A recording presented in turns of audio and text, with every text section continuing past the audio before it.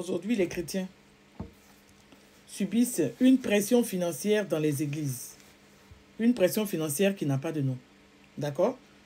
Donc, quand même, on peur d'aller à l'église parce qu'ils se demandent qu'est-ce qu'ils vont me demander. Des églises où tu vas, il y a cahier de dîmes, où on écrit le nom de ceux qui payent les dîmes. Des églises où, quand tu vas, le pasteur est l'ami de ceux qui les meilleurs donneurs. Des églises où, quand les gens arrivent, ils sont nouveaux convertis. On ne connaît même pas leur passé. On les met devant parce que, par rapport à ce qu'ils sont dans la société.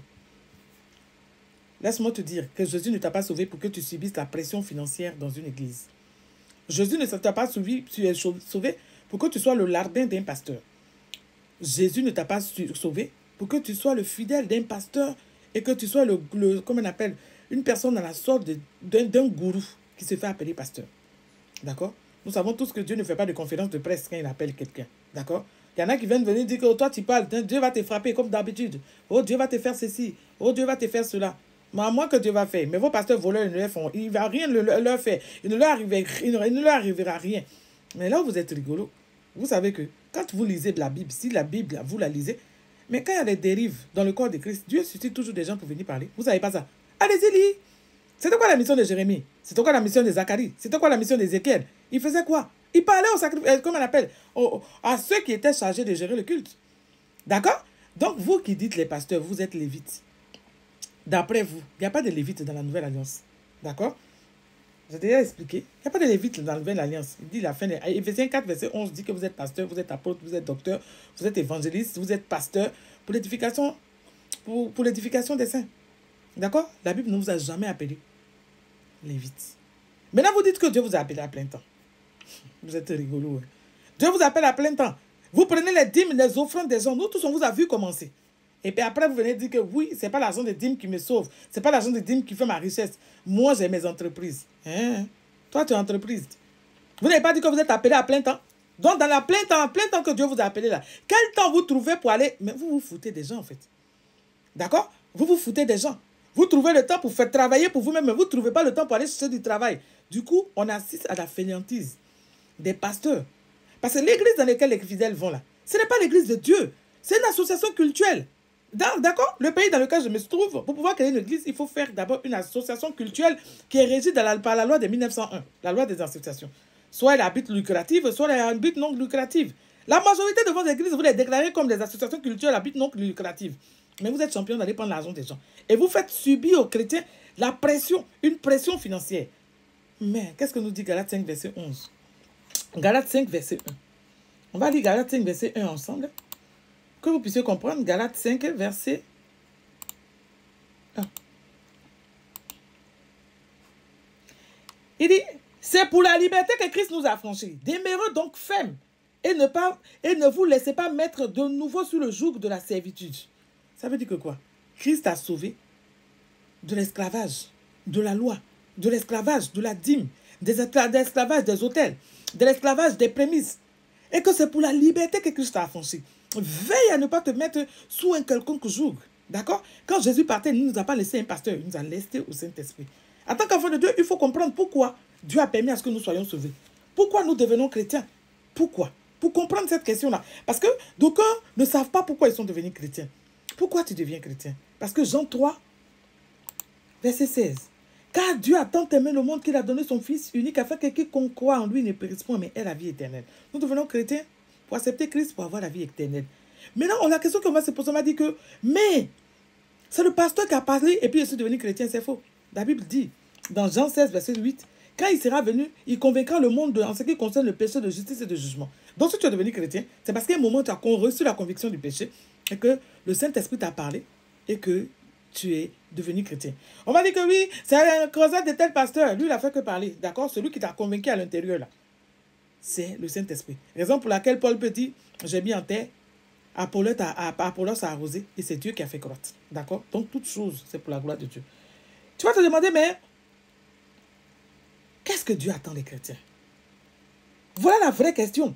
Beaucoup pensent que ce que Dieu attend d'eux, c'est la dîme, ce sont les offrandes. Oh oui, Dieu va menacer le dévoreur. C'est faux. Chanter à l'église, servir un pasteur avec dévotion, ce n'est pas ça que Dieu attend de nous. Pour comprendre ce que Dieu attend de toi, il faut lire Éphésiens chapitre 1. Aujourd'hui, on va commencer à faire et lire Éphésiens chapitre 1. Il dit, Paul, apôtre de Jésus-Christ par la volonté de Dieu, aux saints qui sont à Éphèse et aux fidèles en Jésus-Christ, que la paix et que la grâce et la paix vous soient données de la part de notre Dieu, de la part de Dieu notre Père et du Seigneur Jésus-Christ. Béni soit Dieu, Éphésiens 1, verset 3, Père de notre Seigneur Jésus-Christ, qui nous a bénis de toutes sortes de bénédictions spirituelles dans les lieux célestes en Christ. Ça veut dire que quoi? S'il n'y a qu'en Christ que le chrétien est sauvé. Ce n'est pas la prière d'un pasteur qui te sauve. Ce n'est pas les jeûnes d'un pasteur qui te sauvent. Ils vont dire qu'ils ne dorment pas, qu'ils jeûnent à cause de vous. Ce sont des menteurs. D'accord? Vos bénédictions ne dépendent pas d'eux ni de leur prière. Dieu ne fait rien à cause de la prière de quelqu'un. D'accord? Dieu fait toutes choses à cause de lui-même, à cause du conseil de sa volonté. On va descendre, d'accord? Donc, nous sommes tous bénis en Christ. La dîme ne te sauve pas. La dîme ne menace pas le dévoreur. La dîme ne t'envoie aucune bénédiction. Bâtir les hôtels ne t'apporte rien. D'accord? Donc, aucun pasteur ne va venir dire que c'est lui qui jeûne, c'est lui qui se met à part pour toi. C'est faux. Il dit, en lui, nous avons été élus. En lui, Dieu nous a élus avant la fondation du monde. Pourquoi nous soyons saints et irrépréhensibles devant lui? Notre sainteté, elle est en Christ. Donc, avant que tu ne viennes sur la terre, Dieu a déjà pensé à te sanctifier par la puissance du sang de Jésus. Il l'avait déjà préparé. D'accord? Nous ayant prédestinés dans son amour à être ses enfants d'adoption par Jésus-Christ, selon le bon plaisir de sa volonté. Il dit, il nous a prédestinés à être ses enfants d'adoption en Jésus-Christ, selon le bon plaisir de sa volonté. Ça veut dire que quoi? Ce n'est pas ton pasteur, ces jeunes qui te sauvent. Ce n'est pas lui qui chasse les démons pour toi. Ce n'est pas lui qui prie pour toi. C'est le bon plaisir de ta volonté. Et Dieu t'a sauvé pour que tu sois son fils d'adoption uniquement en Christ et non pas d'un pasteur, non pas d'une congrégation, mais en Christ et Christ seul. Donc toute ta vie, toute ta pensée doit être centrée sur Dieu et sur Christ uniquement. Si tu ne le sais pas en tant qu'enfant de Dieu, c'est un danger. Tu seras la cible des pasteurs voleurs, des faux pasteurs, des pasteurs menteurs qui tordent les Écritures. D'accord? Il dit, nous ayant prédestinés dans son amour à être ses enfants d'adoption par Jésus-Christ, selon le bon plaisir de sa volonté. Dieu n'a pas de conseiller. À la louange de la gloire de sa grâce qu'il nous a accordée à son bien-aimé. Ça veut dire que quoi? Dieu nous sauve pour louer sa gloire. Est-ce que louer sa gloire, c'est te donner? Non.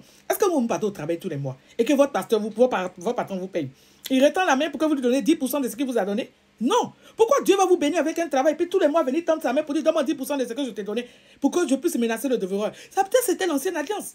Nous sommes dans la nouvelle alliance. Jésus a vaincu le diable. Autrefois, il fallait menacer le dévoreur. Il fallait protéger les choses parce que Jésus n'était pas encore venu mourir. En Christ, nous avons tout. D'accord? Donc, ils disent que oui, Abraham a donné la dîme à Melchisedec. C'est tout ces raisonnements farfelus. Abraham donne la dîme à Melchisedec, qui est la préfiguration de Jésus. Et Dieu parle dans Genèse 15 à Abraham. Les peuples d'Israël vont en captivité. Mais, de la promesse, quand ils sont partis en captivité, jusqu'à ce que Moïse donne la loi, aucun enfant de Dieu, aucun peuple d'Israël n'a payé la dîme. Il dit, je continue ma lecture. En lui, vous avez la rédemption en son sang. La rémission des péchés selon la richesse de sa grâce. Donc, c'est le sang de Jésus qui brise les malédictions générationnelles. C'est le sang de Jésus qui te préserve ton salaire. C'est le sang de Jésus qui menace le dévoreur. Ce n'est pas la dîme. D'accord? Il dit, en lui, vous avez reçu la rédemption par son sang, la rémission des péchés selon la richesse de sa grâce. Que Dieu a répandu en vous toute espèce de sagesse et d'intelligence. Il nous a fait connaître le mystère de sa volonté selon le bienveillant dessein qu'il avait formé en lui-même. Dieu fait toutes choses à cause de lui-même. D'accord? Pour être maître à l'exécution, lorsque le temps sera accompli de réunir toutes choses en Christ, celles qui sont dans les cieux et celles qui sont dans la terre. En lui, nous sommes devenus héritiers, nous ayant prédestinés selon la résolution de celui qui opère toutes choses selon le conseil de sa volonté. Il dit, afin que nous servions à la louange de sa gloire, nous qui d'avance avons espéré en Christ. Dieu nous sauve, uniquement nous sauve pour la louange de sa gloire. Louer la gloire de Dieu, c'est accepter Dieu. C'est le servir en esprit et en vérité. Ce n'est pas donner la dîme. Ce n'est pas le chanter à l'église. Ce n'est pas servir un pasteur. Non, non, non. Lisez Éphésiens 1, vous allez comprendre. Éphésiens chapitre 1. D'accord? Afin que nous servions à la louange de sa gloire, nous qui d'avance avons espéré en Christ. En lui, vous avez entendu la parole de la vérité, l'évangile de votre salut. En lui, vous avez cru et vous avez été scellés du Saint-Esprit qui a été promis. Nous sommes scellés du Saint-Esprit. Et ta bénédiction est scellée dans le Saint-Esprit. Uniquement en Christ, la dîme ne te sauve pas. Les offrandes ne te sauvent pas. Hôtels, bâtir les hôtels sacrificiels, tout cela, ce sont des arnaques des pasteurs. Ce sont des marmailles pour prendre ton argent, pour mettre sur toi une pression financière pendant que Jésus est mort à la croix pour te sauver, pour ta liberté. Sois béni.